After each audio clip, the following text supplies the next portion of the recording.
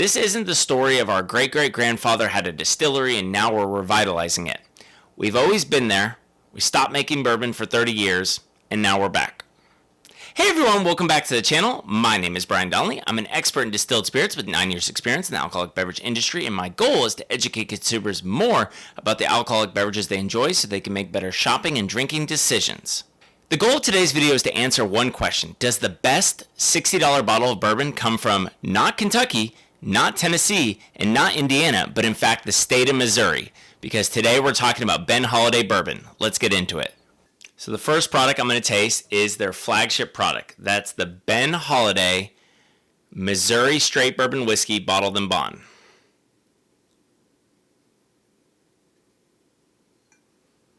So I showed you this bottle earlier. Brian, here's your screenshot. Here's your screenshot for your thumbnail. And then, I showed you earlier, transparency on bottling on each side, which I think is so cool. Some nice embossing on the back side with their distillery number. And again, I've mentioned this before, I just love these kind of clean, simple bottles. I don't like no offense to Woodford, I love Woodford Reserve. I don't like the flat kind of pancake style bottles. If it was up to me, everything would be kind of in like an Eagle Rare style wine bottle.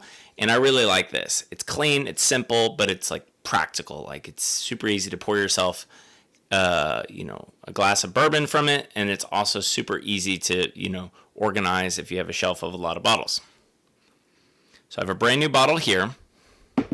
So let me just read again the details on this. So the Ben Holladay 6-year-old bottled in bond Missouri Straight Bourbon Whiskey was first released in 2022. Ben Holladay Bourbon is the brand's flagship expression and produced grain to glass at the Holladay Distillery in Weston, Missouri. Based on historical records, this product is the original Missouri mash bill and recipe made by Ben Holladay. This expression has a mash bill of 73% Missouri corn, 15% rye, and 12% malted barley, uses estate limestone spring water, has a barrel entry proof of 118, which is 59% ABV, and is aged on site in new No. 3 charred Missouri white oak barrels for a minimum of 6 years. This product follows all the bottled in bond in Missouri bourbon laws and is non-chill filtered, bottled in small batches of 48 to 52 barrels at 100 proof or 50% ABV.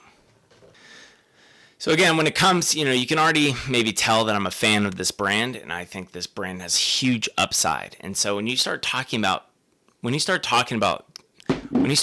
checking boxes, to have something 6-year age statement, bottled in bond, produced grain to glass by a relatively small producer. I mean, this is cool. This is both historical but also craft bourbon. And I got a brand new bottle here to taste. All right, screw top. Super easy to open. Rip through that plastic. See if I can do this without spilling anything or knocking over my microphone. All right. The other cool thing I want to highlight is if you go on their website, which I'll link below in the description, they have what they call their Distillers Journal, where you can look up very specific notes and details about each release. So if you're like, okay, my bottle, all right, so my bottle was bottled January 27, 2023, so I have kind of an older bottle. I can go look up that specific information and get detailed info. I can go look up the Distillers Journal for that particular release and have very specific and very exact notes from the master distiller about the specific batch that I'm drinking. And they do that for every single batch, every single year. It's so cool. It'd be a bit of overkill for me to read through Kyle's notes for the particular release that I'm having, but I'll link it below in the description. And then, as you buy and taste this brand, you can go look up Kyle's, the master distiller's tasting notes and kind of backstory information on that particular batch. And it almost reminds me of when you read a tech sheet in the wine industry and they talk about how that particular vintage, how it was different, right? How the weather affected it, and different other external factors that went into shaping something that was almost truly unique to that year. That's what this feels like. This is not mass-produced bourbon, and so there is going to be a vintage component. Yes, there's going to be a house style. Yes, they're going to try to have a lot of consistency. But again, each batch is almost going to be a bit of a vintage variation, and that's why Kyle's notes and access to the Distillers Journal is so cool. And you can nerd out absolutely as much as you would like, or you can just open the bottle and drink the bourbon, right? And it gives customers both options that you don't get with some of the more mass-produced brands. All right. Ooh, it's got a really nice nose on it. Good intensity with a lot of classic. Oh, so here's it in the glass. After 6 years in barrel and bottled at 100 proof, it's got a beautiful color to it. Normally, I would compare the official tasting notes the brand provides with what I'm kind of tasting and smelling in the glass, what I'm smelling in the glass and what I'm tasting on my palate. But, because I have a batch from 2023, I don't want to read the entire Distillers Journal because if you're buying a newer release, what I'm tasting might not be exactly relevant. So I'm just going to kind of let it rip and just taste this on camera, talk about pricing, and let you guys know if I think this is worth it.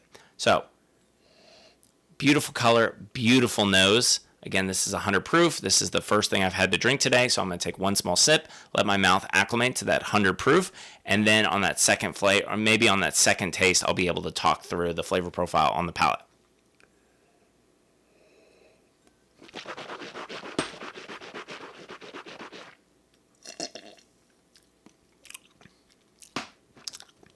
Again, you can feel that kind of pop in proof from 100 proof, but the alcohol fades pretty quick, and there's already good initial flavor on that. Good, strong bourbon flavor. I typically prefer traditional bourbon mash bills with no wheat, and I like high rye mash bills. So, as you get close to 20% rye or more than 20% rye by mash bill, this is 15% rye, so there's good rye flavor on this, but it's not overly sharp. Like, it's still that supporting element, but I think it gives it a nice support to it where there's that balance of, stereotypical sweetness from the corn and spice from the rye. And so even after one sip, this feels like it has good traditional bourbon flavor that is very much kept in balance. Let's revisit it.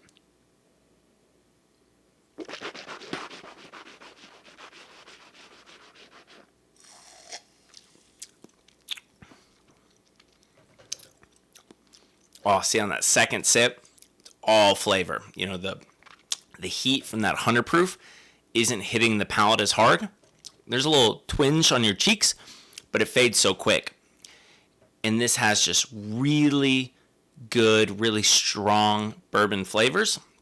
It's got a nice long finish. It's got a really full body, at 100 proof, 6-year age statement. It's got a really full body, coats the whole palate, but it's not heavy. And there's good flavor to it, long finish, and I would say just like a very enjoyable traditional bourbon flavor. Like when I think of drinking a bourbon at this price point, this particular flavor profile is exactly what I'm imagining. Like if you're a bourbon purist and you want just a great all-around bourbon in terms of flavor profile, age statement, bottling proof, like I really think this hits the nail on the head. And again, pretty good finish. I would say a medium plus to long finish. And, I can still kind of chew on this. Like that non-chill filter, big flavor profile definitely gives you something like it. It's got so much mouthfeel, and you really can do that, bourbon chew where, you feel it in every part of your palate. We got to talk about pricing. So I live here in Tulsa, Oklahoma. I'm going to be comparing average retail price in my home market of Oklahoma. So in my home market, the 6-year bottle on bond is going to retail somewhere between $58 and $62. So do I think this product is worth $60?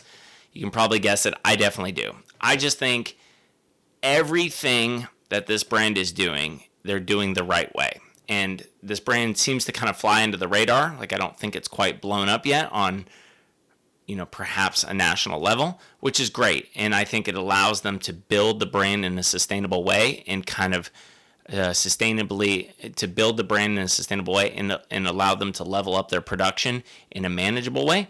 And so for $60, like, I think you're getting an incredible bottle of bourbon. Bourbon is extremely competitive. You can get incredible bourbon, all different styles at all different price points. But for $60, this is what I'd want in a bourbon. People might not like that for $60 the packaging is a little plain, but for me, I like that. I think it very much fits into that no-nonsense traditional style that they're delivering. And so for me, $60 to get a 6-year age statement, bottled and bond bourbon that is distilled in-house, never sourced, from grain to glass, with that interesting history, I think it's a no-brainer. So to me, this tastes like a great Kentucky bourbon. And honestly, if all these production details was distilled in Kentucky, this would probably be an $80 bottle of bourbon. So I think maybe the fact that, the backstory with McCormick and their ownership of the property, and the fact this is Missouri, I think creates something unique that would be very enjoyable to bourbon nerds, to bourbon aficionados, and give them something different. I just think that Missouri angle is so cool, and I think the flavor profile delivers. So, again, I'm very bullish on this brand. I'll take the stand that, for $60, this product is worth the money, and you will not be disappointed. So thank you so much again for watching. I hope you enjoyed this video. I hope you even learned something. Please give this video a like and consider subscribing. If you do not care about the video component of these brand education and tasting videos, please consider subscribing to my podcast. You can find it on Spotify, Apple Podcasts, or wherever you consume your podcasts. Also, if you would like to support this channel further, please consider becoming a Patreon member or gift me a cocktail through the link below in the description. Thank you so much again for your support. If you would like to be notified whenever I have new content on my website or this YouTube channel, please consider subscribing to my email newsletter. I'll leave a link below in the description. And if you have feedback or recommendations for this channel, please leave me a comment. Or if you'd like to have a more in-depth conversation, please shoot me an email. I personally read all the emails I receive, and I do my best to reply to all of them. So if you have any recommendations for the channel, leave me a comment. Or if you want to have a more in-depth conversation, shoot me an email. Thank you so much again for watching, and as always, please drink responsibly. Cheers.